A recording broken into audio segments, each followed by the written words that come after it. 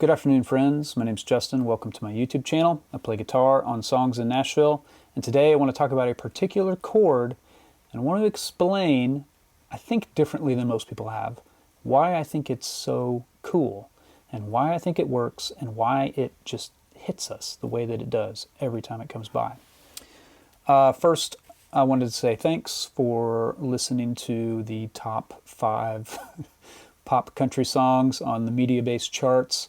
I know that's not most of y'all's wheelhouse, that's not your favorite thing, and you let me know that in the comments. It kind of went the way that I expected it to. There were a lot of, hey, you know, a couple of those weren't so bad. I might not hate that as much as I thought I would. And then a lot of you are like, oh, it's not real country, you know, and I don't know, like I get the sentiment of where that's coming from, but that's a super subjective statement, or a super objective statement that's coming from a subjective feeling, right? And I just don't think that we can take it that far and say that that's not real because it's not what's familiar to us, right? And, you know, my parents did the same thing to me and my grandparents.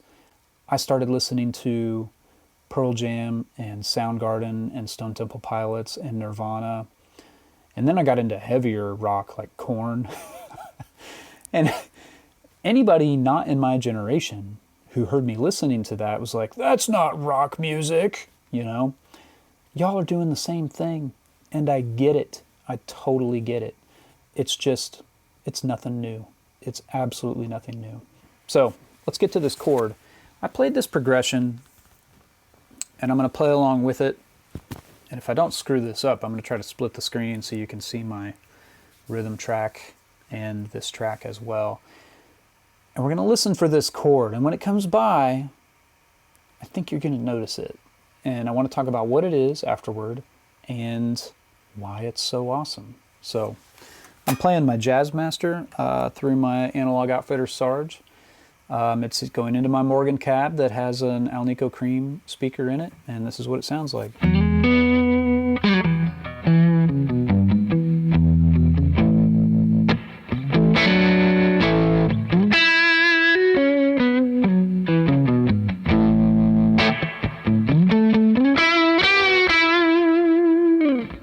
I don't even know why I have a strap on this guitar.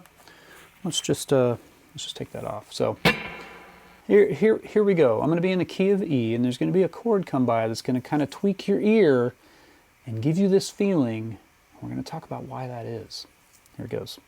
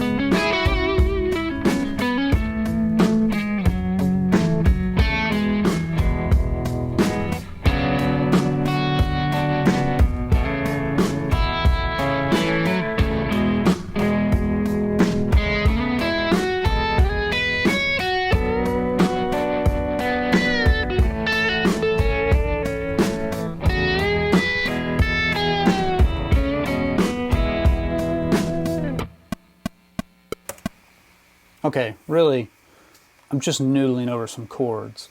The chord progression was E, B, C sharp minor, A, F sharp minor, E. In my Nashville brain, that's a 1, 5, 6 minor,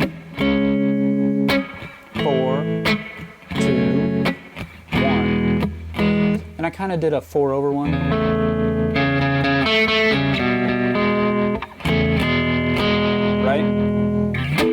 So it did that twice, and then it went to a 5 minor chord. All right, in the key of E,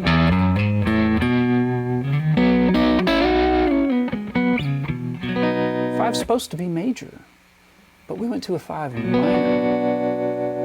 And it's got this vibe to it that hits me every single time, and I just think it's super cool. It's super cool. So 5 minor, 4, 1. 5 minor.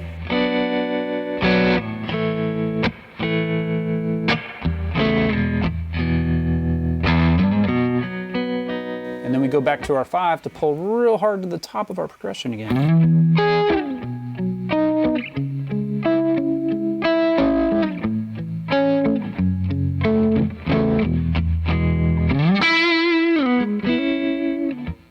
So, why is a 5 minor chord so dang cool?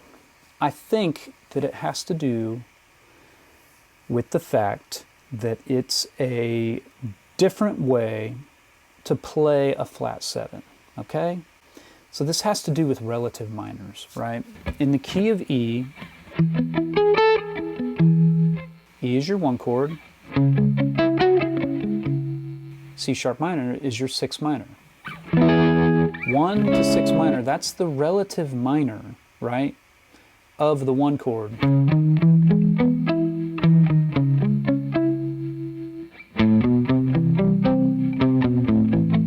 That's in the key of C. That's the key of G. That's the key of D, right? So E has a relative minor of C sharp. C has a relative minor of A. G has a relative minor of E minor. D has a relative minor of B minor, okay? So the relative minor is a minor chord that's just a step and a half down, or 3 frets below a major chord. And there's other major and minor relatives within your key. So in the key of E,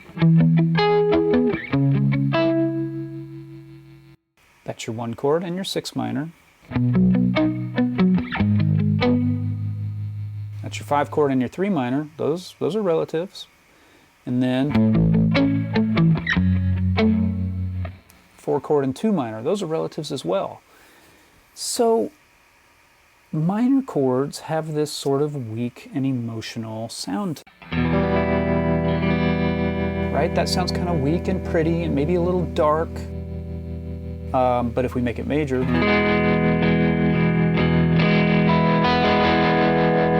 it sounds strong, it sounds finished, it sounds stable, reliable, foundational, right?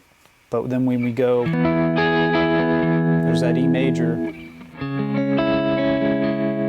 go to that relative minor, it's kind of like, it's a way of playing the same thing in a weaker, prettier, darker way, okay? Almost fragile a little bit. Like this doesn't sound,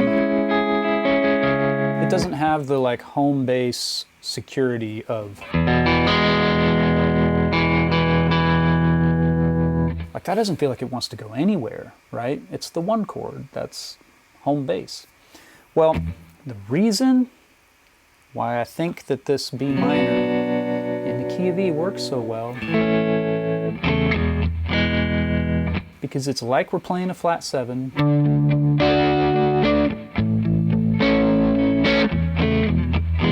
but we're using the beautiful, pretty, weak relative minor of it, right? This is the entire statement that I've been leading up to. The 5 minor is the relative minor of a flat 7 chord. That's why it's cool. Because we get that modulation feel of going to a flat 7 after we've been playing something that's very diatonic, you know, in terms of how the chords are constructed. But we don't do it by going to the major chord that is the flat 7, which is very typical. We do it by going to its relative minor. And so it's a weak, pretty way to do that. And the thing about major and minor relatives is that you can play over them using the same notes. That's because they share 2 out of 3 notes. They're both triads, right? Well, a 1 chord is 1, 3, 5, right? 1, 2, 3, 4, 5. Well, a minor chord is just 6, 3, 1, 6, 7, 3, 2. Sorry, 6, 7, 1, 2, 3.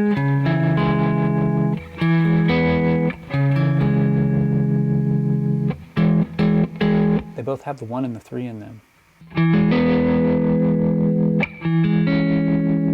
Really, all you're doing is taking the 5 and raising it a step. That's the only difference between a major triad and its relative minor.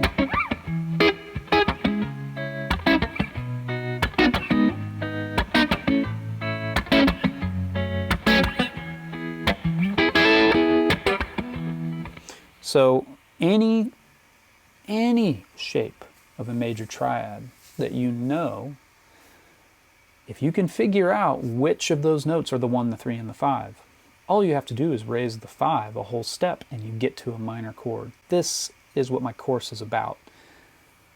Showing how things are related, showing how things work in a way that allows you to be creative. Because I can think, if I don't like thinking about B minor, I can just think, hey, I'm going from E to D when I get to that B minor chord in this progression. Let's play it again, and I'll show you what I mean. I'll just play around in the key of E. I'm really a chord guy. Like, to me, everything is chords. I hate modes. I don't study modes. Modes make me think linearly, and anytime I hear things moving in a straight line, like a scale, I check out. I don't want to hear it. That's just personal preference. When I think of chords, I think of harmony. I think of relationships. And to me, that is far more useful for playing something compelling, telling a story, playing a solo that people actually want to stick around and listen to the rest of, than just thinking in terms of modes. And I know a lot of people, I had a video about this a while back too, and a lot of people were like, well, if you're thinking about chords, you're thinking about modes. Yeah, it's all the same thing, and if a modal framework works for you, great. But when I think modes, I think scales. That's all they are. When I think chords, I think thirds, how things are built. Intervals, wider intervals than just one note after the other, right? So, you know, it's just how it works for me. So let's go through this one more time. And when we get to that B minor, I'm just going to play D chord stuff.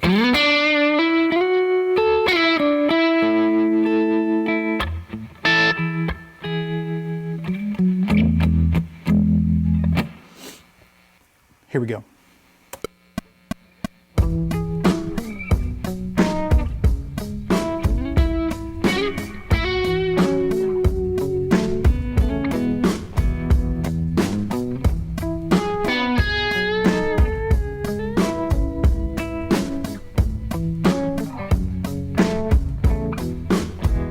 Here comes D.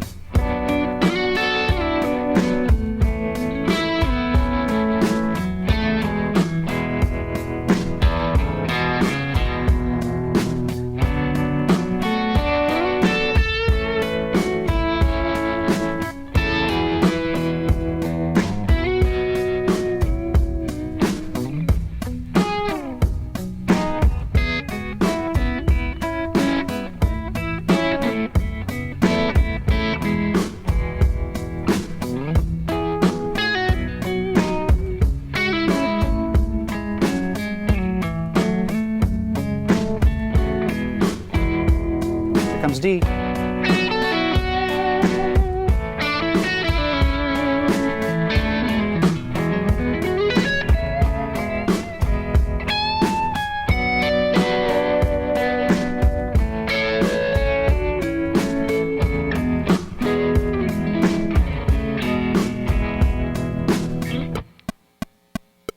Okay.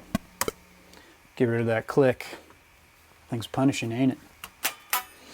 So The 5 minor is cool because it's a relative minor of a flat 7. And instead of going to the flat 7 chord, which is very common in this kind of music, to introduce a bridge or a different section or a chorus, you're giving it a weaker, prettier, more mysterious vibe. And all of those emotions that are associated with relative minors are happening over the flat 7 chord. That's why it's cool.